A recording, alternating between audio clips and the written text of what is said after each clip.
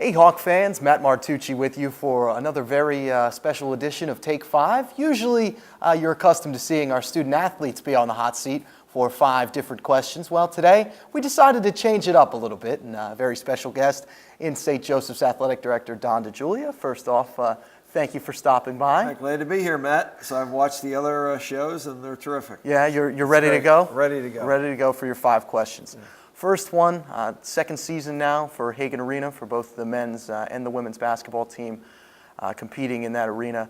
What has that meant just for this program, for the athletics department, for this university as a whole? It's been all positive. It's been a great statement and a symbol for the college basketball community that we are committed to certainly compete with the best in the Atlantic 10 and around the country. One of the goals was to make it more fan-friendly, and we think that was achieved with the added space and added amenities in and around the second concourse with restrooms and concession stands. Certainly wanted to look refreshed and new. So I think with the new coloring throughout the arena and a lot of decor that'll slowly be added, it'll be fine. But it's a good statement, it's a good symbol. The impression's been positive, and we're getting a lot of positive feedback from it. From a personal standpoint, just throwing a little adjunct onto that question, what does it mean for you being an ambassador to this program for so long? Well, I just was pleased to be here and be a part of it with a whole bunch of other people who had long dreamed about having a new or renovated arena. And it took a whole team, just like our sports teams, to kind of get it done. So it was very exciting in the planning and very exciting now that we have an outcome. Sticking with facilities, baseball, softball, field hockey, all going to compete over here on the McGuire campus. Can you give us an update as far as what the status is of those playing fields and when they're going to be ready for actual competition? Well, in November, as we know, the Lower Merion Zoning Hearing Board did grant St. Joseph's permission to move forward in developing of fields for those three sports you mentioned. So we're really excited about that. Baseball moved off campus in 1959. So as part of our 50-year plan, we're bringing them back. Softball moved off campus 25 years ago, so we have a chance to bring them back. And field hockey will be relocating from Finney Field to there. So for the students and the parents and the alumni for baseball and softball who haven't been on campus in decades, it's going to be an exciting thing. And I think the impact of students and or staff being able to, in the spring on a nice day, walk out and see a sporting event will be very exciting and positive. Plus the infrastructure to give the coaches locker rooms and offices and a facility on campus that is good and modern to give them a chance to compete against the best and trying to attract quality student athletes to St. Joe's. We've taken care of some facilities house cleaning now. We'll move to a little more personal level for you being a student athlete here, both on the baseball and the basketball teams. A little while ago, who was your favorite athlete to compete with and the best player that you ever competed with?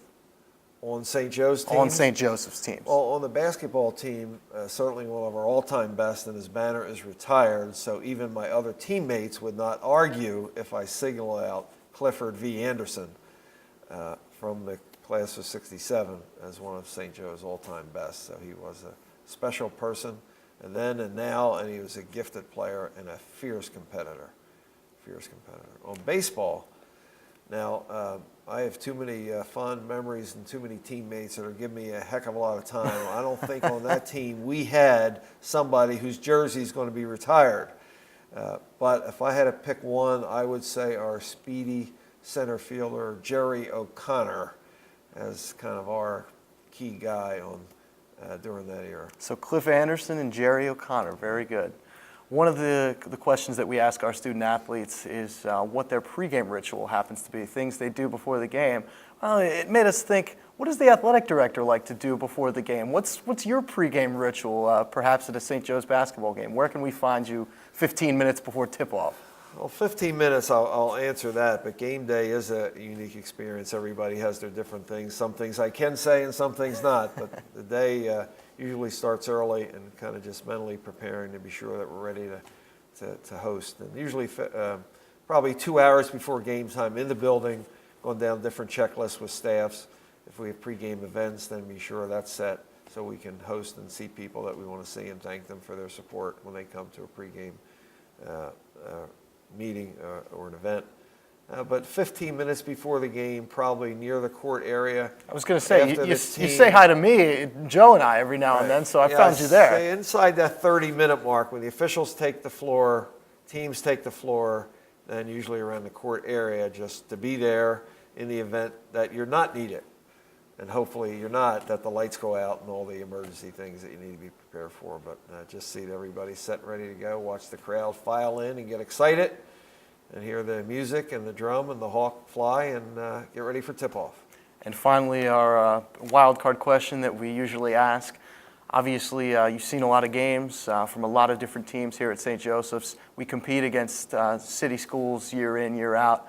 When you think about it, what's your favorite local school to get a win over? What makes you smile the most? What win over a local school? Well, because we've been involved with LaSalle and Temple for our whole life in the modern era, in conferences with LaSalle and Temple, I think LaSalle and Temple, because of a long time familiarity with those schools, the old Middle Atlantic Conference, the old East Coast Conference, and now the Atlantic 10 Conference, that the rivalry is keen, and the people over the years have known each other, and we compete hard, and I think those are the two, because we spent the longest time with them more than the others. Now, that's two of the other two Big Five schools, and certainly Drexel, a lot of competition. We'd like to beat them all the time, and watch our student athletes smile and have a satisfying experience. That would be the ideal situation. Right. And Don DiJulia, we thank you for stopping by on this special edition of Take 5. Okay, great. Thanks, Matt. Continue the good work.